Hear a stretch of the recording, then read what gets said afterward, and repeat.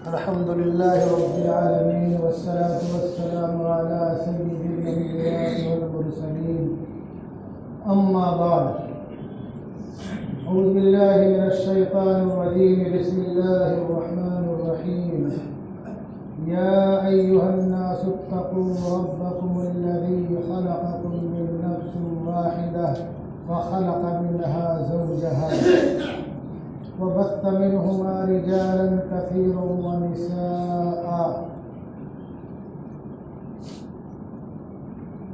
वत्तक़ुल्लाह अल्लज़ी तसाअलून बिही वल अर्हाम सदक़ल्लाहुल अज़ीम।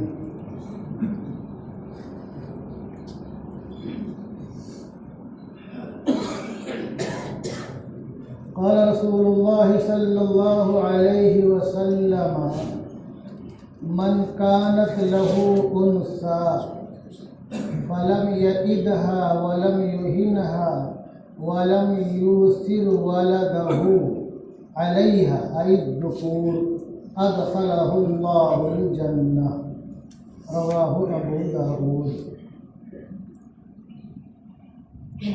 वक़ाल रसूलुल्लाह सल्लल्लाहु अलैहि वसल्लम अला अदुल्लुका अला अफ़्ज़लिस सदक़ती इब्नतुका मरदूदतुन इलैका व लैसा लहा कातिबुन गैरुह रवाहु इब्नु माजाह।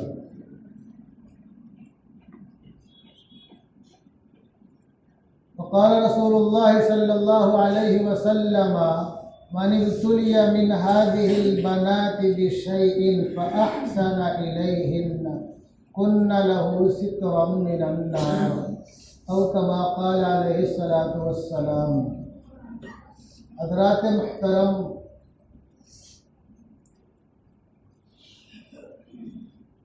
अल्लाह तबारक व तआला ने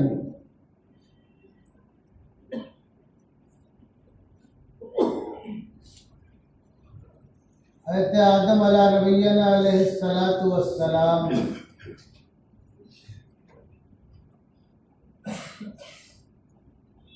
की तख्लीक के बाद उन्हीं से माई हव्वा को पैदा फरमाया। अल्लाह ने खुद फरमाया कि अल्लाह ने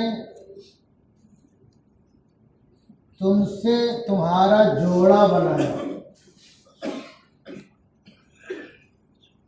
और माई हव्वा की जो तख्लीक है वो हज़रत आदम अला नबिय्यना अलैहि सलातु वस्सलाम की पिसली से, वो भी बाईं पिसली से।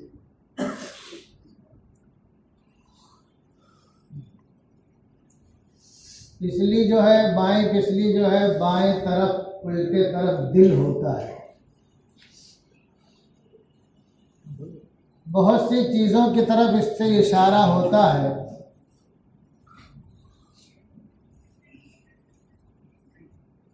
कि जो औरत है वो नफरत की चीज नहीं है,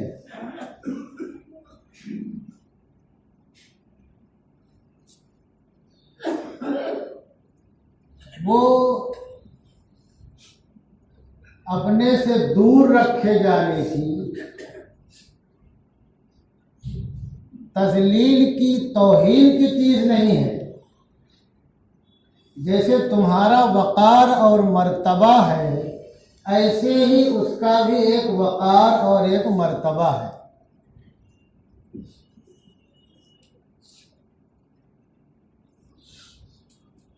इस्लाम से पहले जो मुख्तलिफ अदियानो मज़ाहिब हैं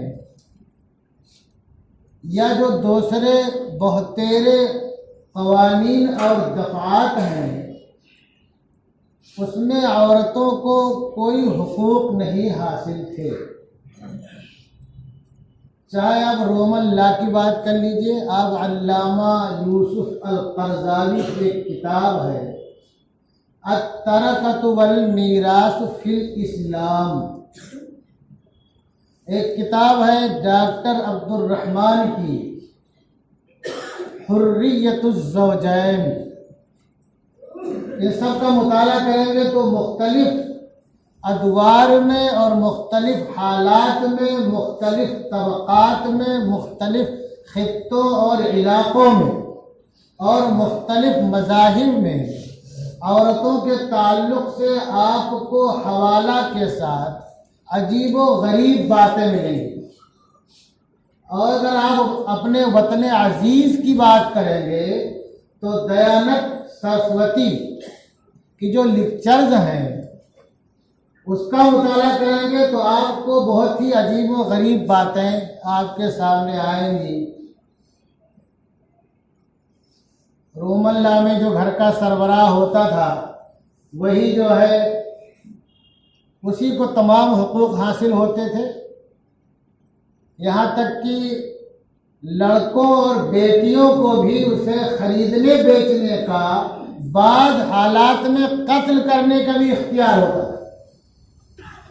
यूनानी कानून में भी कुछ ऐसे ही था, बाप बेटी को उसके शौहर के हाथ फरोख्त करता था और शौहर को इख्तियार, वो भी चाहे तो फरोख्त कर। ऐसे ही यहूदी मजहब में भी औरतों की कोई तौकीर और कदर व मंजिलत नहीं है। इसी तरीके से जो मसीही मजहब है उनके यहाँ तो सिरे से, उनके यहाँ तो एक कुल्लिया है कि अगर तुम अल्लाह की मारिफत हासिल करना चाहते हो, तुम रूहानियत में आगे बढ़ना चाहते हो, तो तुम तजर्रुद की जिंदगी गुजारो, शादी ब्याह से दूर रहो। उसका नतीजा ये होता है कि बाज़ दफ़ा उनके मजहबी पेशवाओं को बयान देना पड़ता है, जो गलतकारियाँ होती हैं, क्योंकि इंसान फितरत को दबा नहीं सकता है। जायज़ रास्ते बंद करोगे तो नाजायज़ रास्ते खुलते जाएंगे।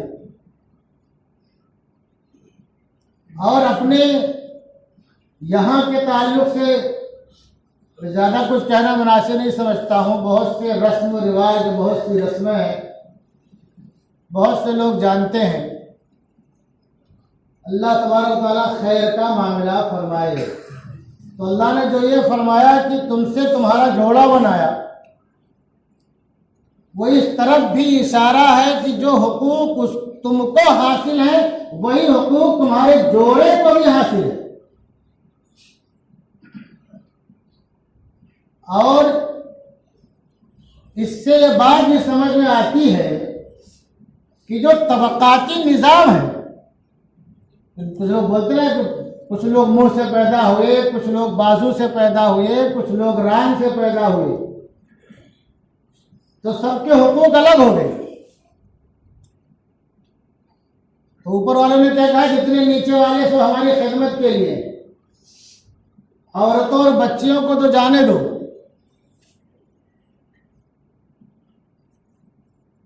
और उनके यहाँ तो औरतों के हुकूक के ताल्लुक से क्या बात की जाए, लड़कियों के हुकूक के ताल्लुक से क्या बात की जाए। बाप के घर में बच्ची का शादी होने के बाद से कोई हिस्सा नहीं है। और खुदा न खास्ता शौहर मर जाए, शौहर मर जाए, अब उठा के पढ़िए विधवा आश्रमों की दास्तान, कैसी दुर्गत उनकी होती है। और पहले तो ये कानून था, मजहबी कानून था या रिवाज था कि शौहर अगर दुनिया से चला गया तो उसकी जो साथी है वो भी दुनिया से चली जाए, ताकि न रहे बांस न बजे बांसुरी, किसी को करना धरना न पड़े।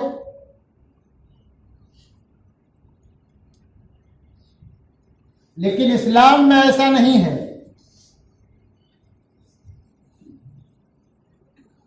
अगर शौहर खुदा न खास्ता मर गया या उसको तलाक, या शौहर ने खुदा न खास्ता तलाक दे दिया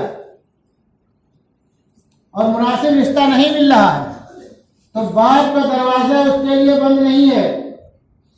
अल्लाह के प्यारे हबीब इरशाद फरमाते हैं, अला अदुल्लुका अला अफज़लिस सदक़ती, तो मैं तुम्हें आओ अफजल सदका बताता हूँ। अफजल सदका, वो अफजल सदका के लिए बेहतर सदका, इब्नतुका मरदूदतुन इलैका वलैसा लहा कासिबुन गैरुक, कि तुम्हारी बेटी तुम्हारे पास लौटा दी जाए और तुम्हारे अलावा कोई उसके लिए कमाने वाला ना हो, यानी कि तुम ही दोगे तब वो खाओगी। तो क्या है, तुम उसका पूरा पूरा ख्याल रखो, पूरा पूरा ख्याल रखो। और शादी ब्याह के रास्ते तो उसके लिए खुले हैं, जोड़ा तलाश करते रहो, जोड़ा तलाश करते रहो।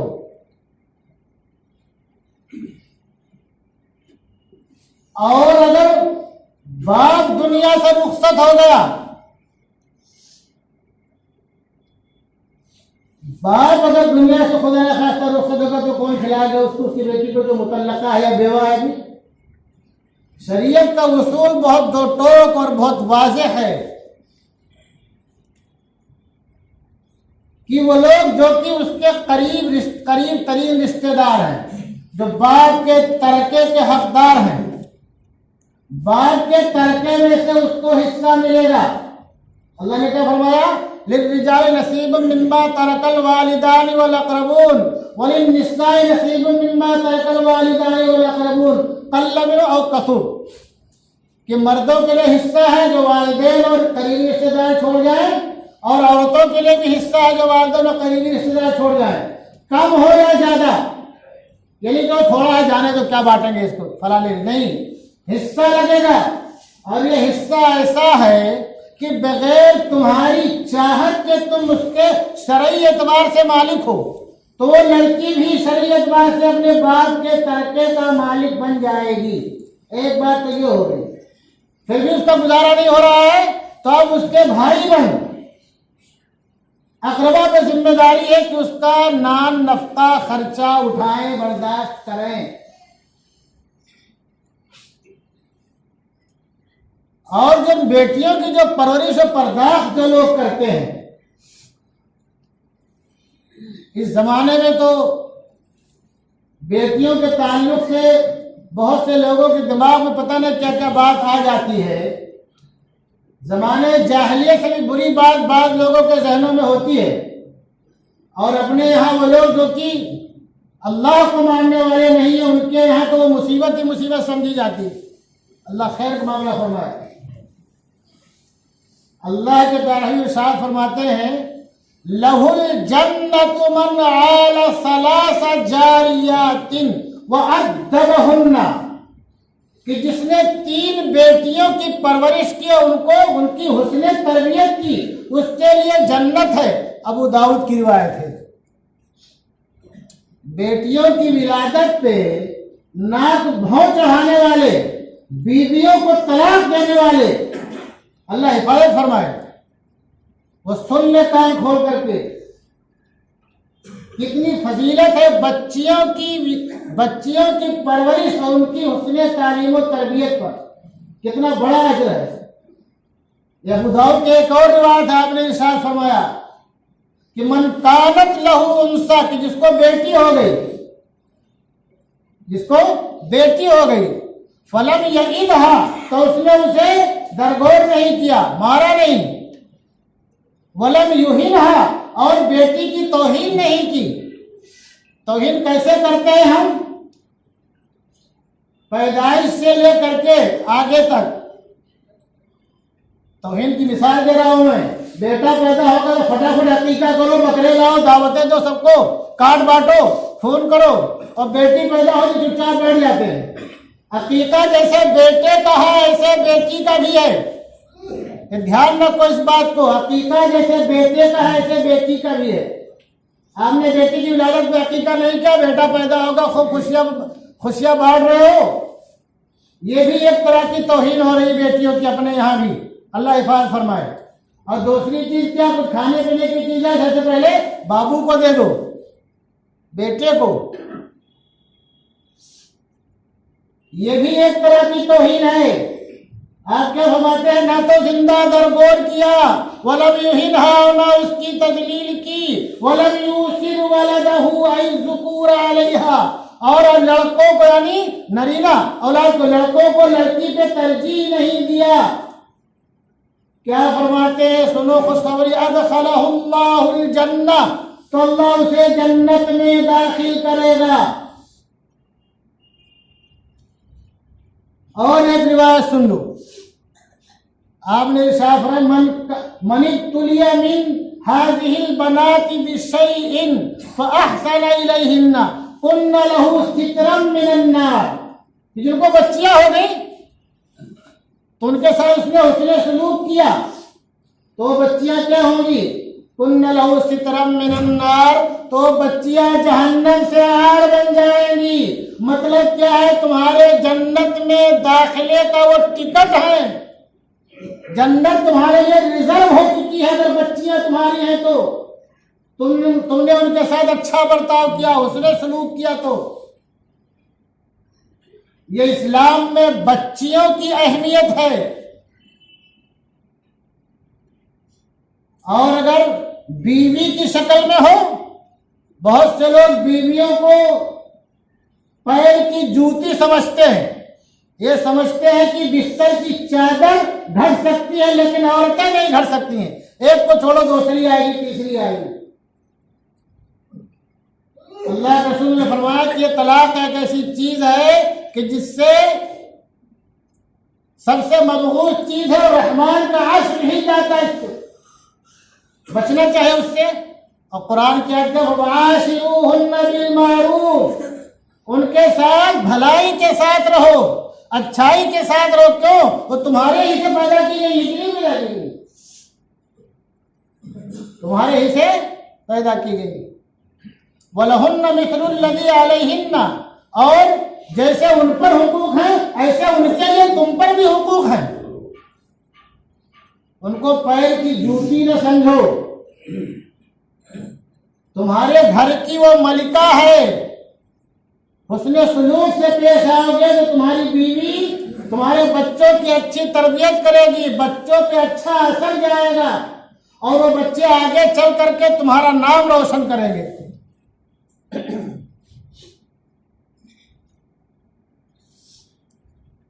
कुछ मज़ाहिब में बीवियों के ताल्लुक से बड़ी अजीब व गरीब रस्म है कि अगर शादी हो जाए फिर भी वो 2-4-10 के पास भेज सकता है। अगर कोई लड़का पैदा होगा तो जिससे शादी हुई थी उसी का माना जाएगा, और पता नहीं क्या क्या रस्में हैं, अल्लाह हिफाजत फरमाए।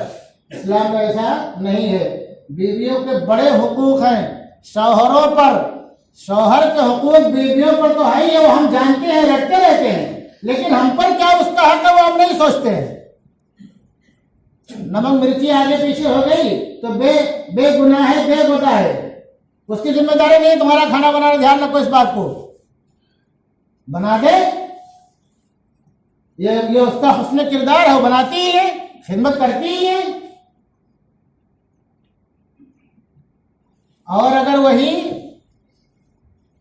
यही औरत अगर माँ की शक्ल में है, यही औरत अगर माँ की शक्ल में है तो उसका मकाम और मर्तबा कितना बुलंदो बाला है, उसका मकाम और मर्तबा कितना बुलंदो बाला है। माँ को और वालिदैन को वही लोग बोझ समझते हैं जिनका ताल्लुक दीन इस्लाम से नहीं होता। शादी ब्याह हो गए, सब अपने अपने में मस्त हैं, सब एक दूसरे से दूरी बना लेते हैं। वे समझते हैं कि गोया कि एक कारखाना था, उस कारखाने से मैं निकल के बाहर आ गया, मार्केट में अब जो चाहो मैं करूं।